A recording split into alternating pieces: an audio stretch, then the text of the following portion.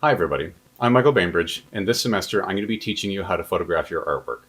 Ultimately, the goal will be to get you to take the kind of high quality photographs that you'll use to promote your work online and in print.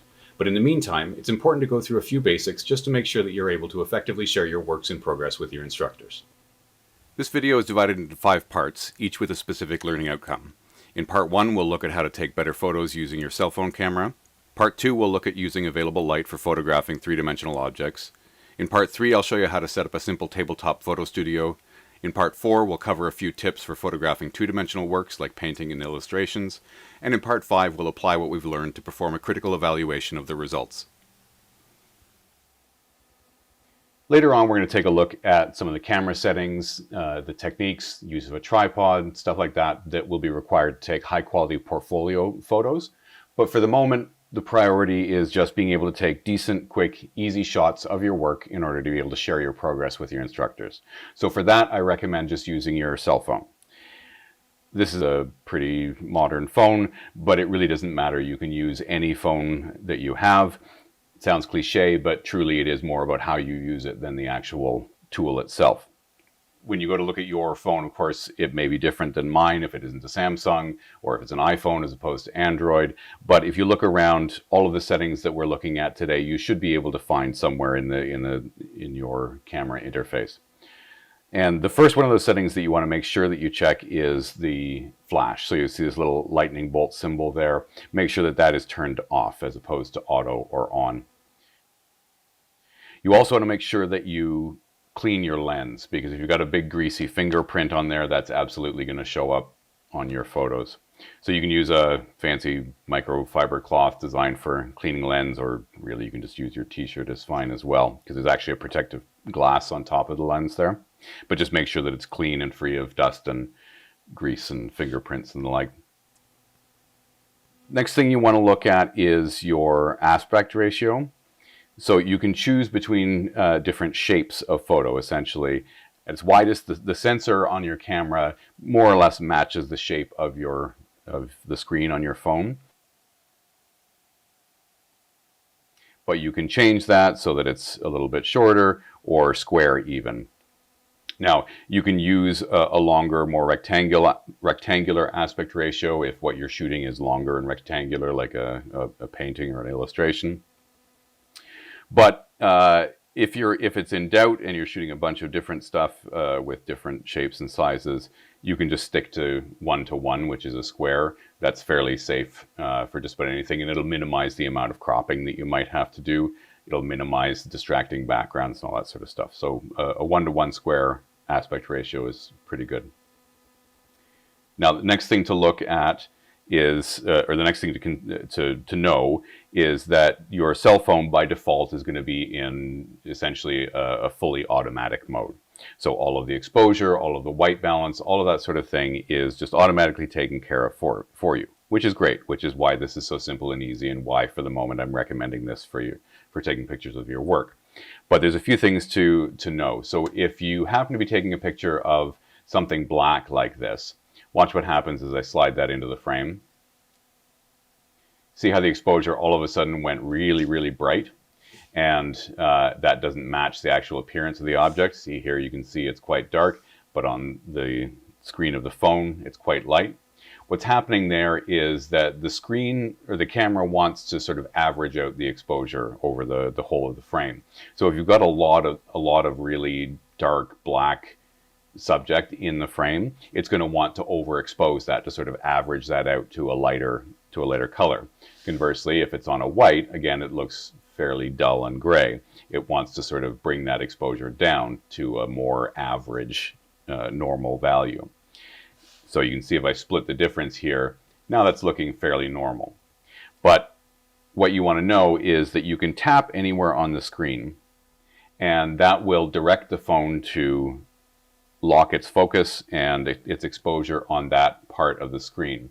And phones are getting pretty smart these days, so you'll see there as I move the camera around, it's actually following that spot that I picked, more or less. So just know that you can tap anywhere on your screen to point the phone's attention, as it were, to a particular area that you want well exposed and in focus. Also, you can override the automatic settings On this particular model, if I tap and hold, but other models it's just with the tap, you see it brings up this slider at the bottom, and that allows me to turn up or down the exposure. Again, your phone may work a little bit differently, but if you poke around a little bit, you will find that there is this exposure slider there, which you can use to adjust in case the phone gets it wrong there. So there, that's looking like a more normal value. There are plenty of other settings in your phone that would allow you to take better photographs, or at least take more control over the process. But for the moment, since the goal is just to take decent, quick, simple photographs, I don't want to get too bogged down in the weeds here. But if you're so inclined and want to poke around, see what else your phone might be capable of, check your settings dialog here, which is accessible through the little cog wheel here. Or you can check, in my case, more, sometimes just by swiping through the different modes. You'll find something like a pro mode or a manual mode, and that allows you full manual control over all of the phone settings. Again, for the moment, I don't recommend worrying about that too much, because we just want to keep this quick and easy so you can focus on making your artwork rather than taking the pictures right now. Now, the last thing to look at in terms of camera settings is reviewing the photographs once you've taken them. So here's an example of a bad photograph that I took earlier. And so if I zoom in, you can see that everything is really grainy and out of focus. Nothing is really sharp. There's some motion blur happening there. So this is a bad shot. And you wouldn't necessarily be able to tell that at full width. You want to be sure and zoom in and check all of the details before deciding that you're satisfied with any given shot, because they all look fine when they're small like this. So to give you another example, here is a much better photograph that I took also as an example. And so if we zoom in here, you can see lots of fine detail, low noise. Everything is well, it's falling a little bit out of focus there at the bottom, but in the parts that matter, lots of fine detail, good focus. So just always make sure that you zoom in and check your shots before you call it a day.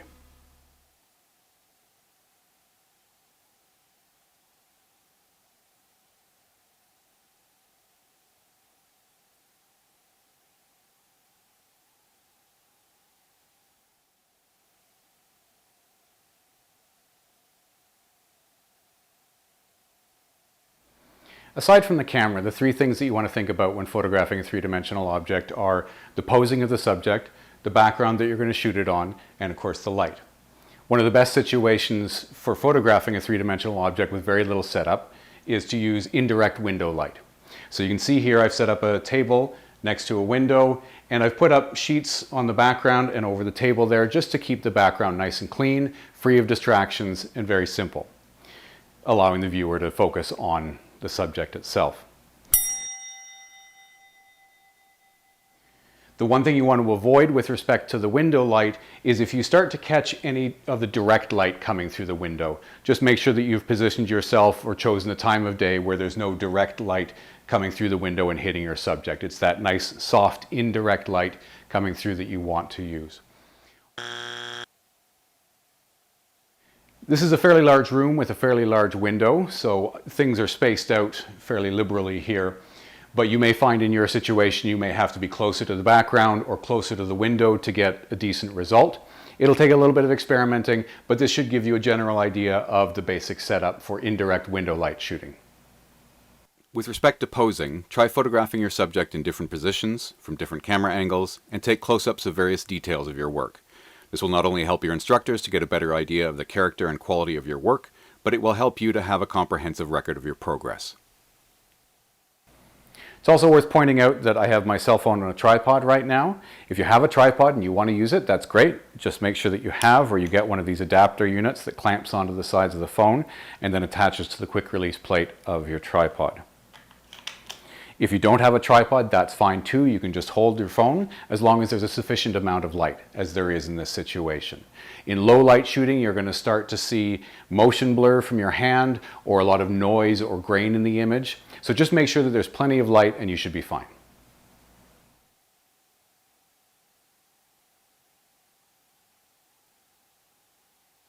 Here's another even simpler example for using indirect window light. So you can see here I've just taken a piece of paper and taped it to a chair to create what's called a seamless background. So you just place your object, tap for focus, and take the picture. Don't forget to shoot different sides of your work and get some close-ups to highlight the fine craftsmanship. And you're done. Shooting outside on a nice overcast day is another good option for available light shooting. Just make sure that you choose a nice neutral background or set something up like we did inside. In this case, I've used 2 pieces of foam core, and this gives us a similar result to what we had with the window light, although with a little less contrast. Shooting in direct sunlight outside isn't generally recommended for the same reason we avoid direct sunlight through the window. It creates too much contrast between the bright and dark sides of your work. If for some reason you have to shoot in direct sunlight, however, shoot early or late in the day, and position yourself so that the sun is behind you and shining over your shoulder. And of course, watch out for shadows.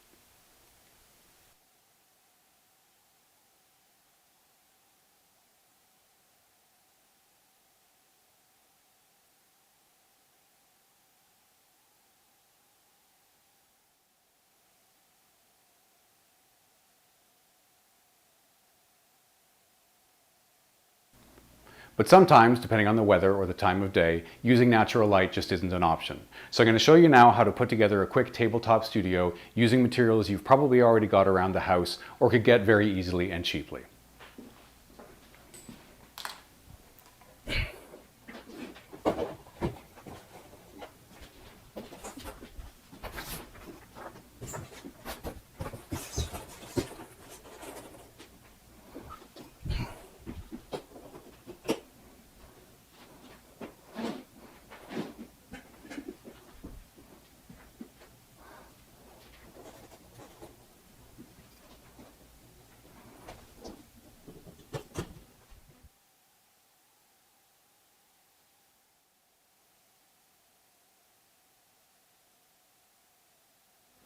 And we're lit. So what I've done here is I have just a basic folding table, could be any kind of surface, that's fine, with just a couple of pieces of foam core, creating a plain white background. Now you can use any kind of material for the background really you like. You can use just like a gray cardboard or a blackboard if you prefer, depending on what you're shooting and how it looks against the different backgrounds. Just choose something plain so that your work stands out rather than competing with some colorful background. Now these come in 2 different mounting options. One is a weighted base, the other is the type that clamps onto the table. I much prefer the weighted base option because you can move it around, plus it's also just much more stable. And finally, I have 2 incandescent 60-watt light bulbs in there. The incandescent bulb is very important because it has a much better spectrum than either a compact fluorescent or an LED, which is generally all over the map. It's also very important that you use all the same kind of light. Daylight is quite blue, for example, and tungsten is very orange. Your camera will usually do a pretty good job of compensating so that any one light source looks white, but it doesn't do well when you mix different light sources. Here it's decided that the dominant source is the blue window light, but you can see the problem when we try to sneak in an orange tungsten light on the other side. So when you're shooting with artificial light, make sure your bulbs match if you're using more than one source, and be careful not to let any blue daylight leak in.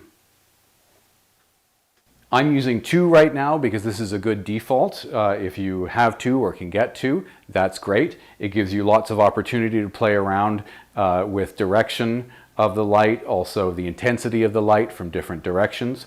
But if you only have 1, that's fine. So I'm just going to turn this one off for a second and show you what it looks like with just a single bulb. Now that's okay, except there's a fair bit of contrast there.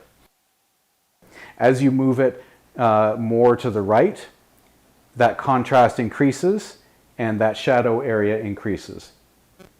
And so bringing it back towards the camera, you don't want it right in line with the camera because then it washes out the whole thing and it just becomes flat. But you might find that that dark area there is a little bit too much. Now that we only have 1 light, it's a little bit too high contrast. So what you can do is you can introduce what's called a bounce card.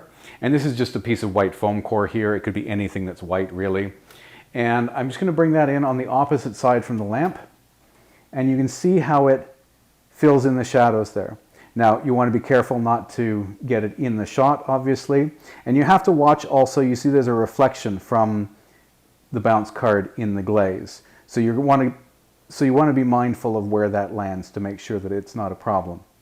But you can see the difference without the bounce card, with, without, with. Which is better is largely a matter of opinion, but just know that that's one of the options available to you to experiment and see what works for you. Now, this tabletop arrangement is also good for taking pictures of small illustrations or pages from your sketchbook or something like that. You can just place it flat on the background there and adjust your lights so that rather than coming from the top, they're coming from the sides. And now you can see that it's nice and evenly lit. And you would just take your camera from above, line up your shot, check your focus, and done.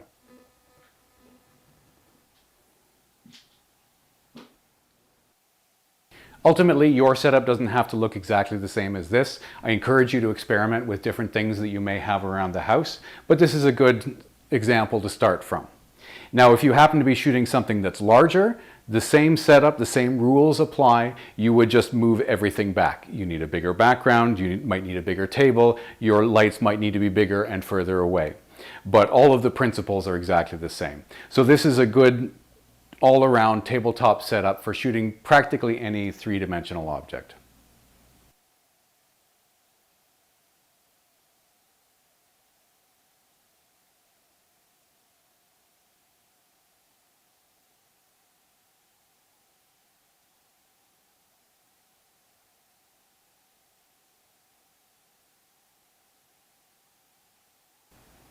Sometimes taking a picture of a larger two-dimensional work is as simple as hanging it on a wall in a well-lit room and taking the picture.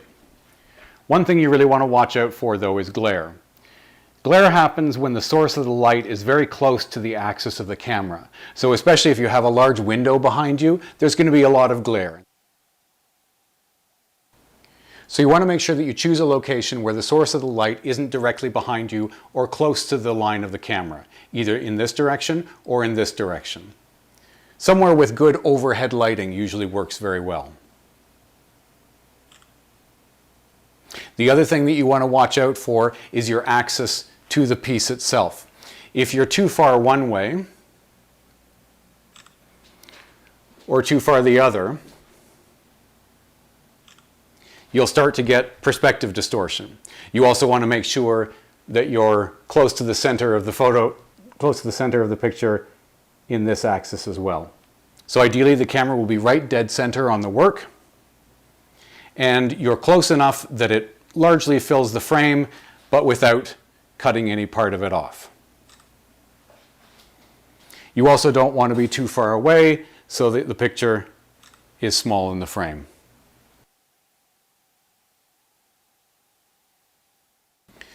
Now, if you happen to be in a circumstance where the available light isn't sufficient, you may have to add some. So here again, we're going to take a quick look at our tabletop setup.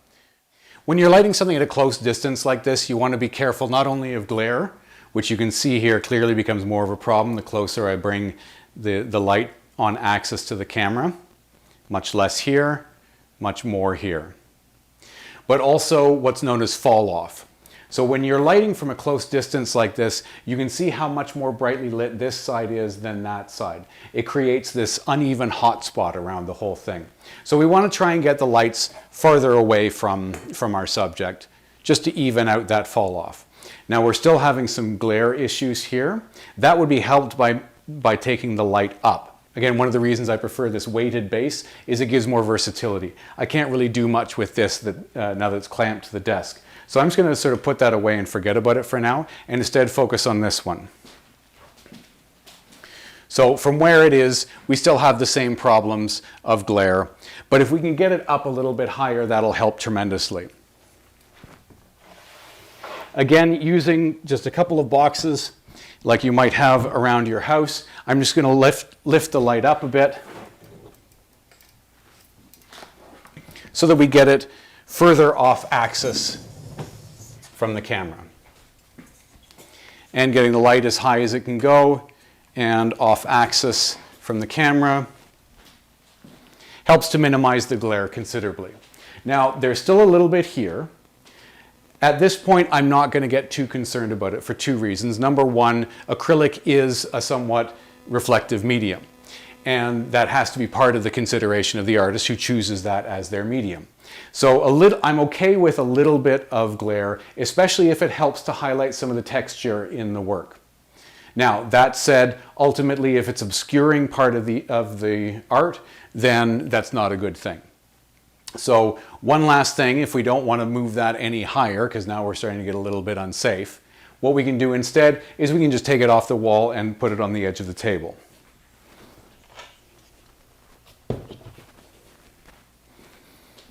So I'll just readjust my frame here.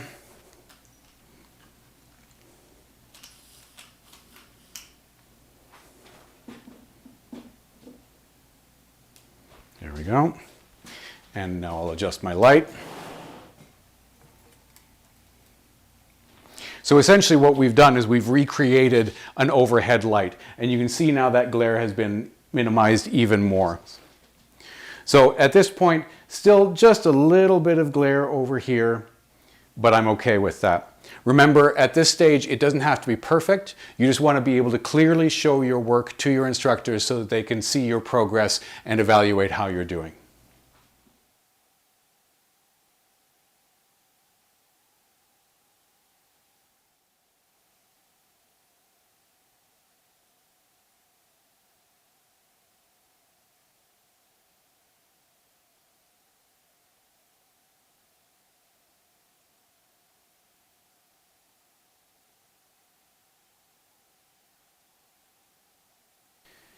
Hopefully you'll find these tips and tricks helpful and will be able to put them to good use in the current online situation and moving forward.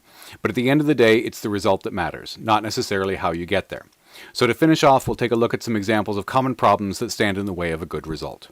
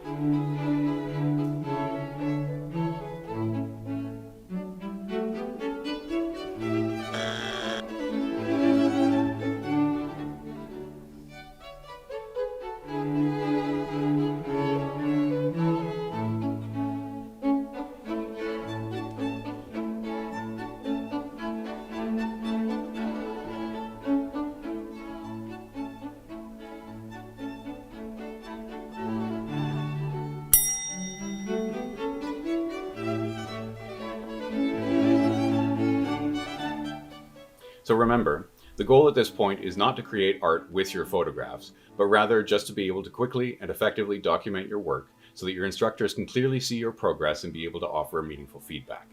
We'll go through some of the finer points of taking great photographs of your artwork later, but in the meantime, if you have any questions, feel free to contact me.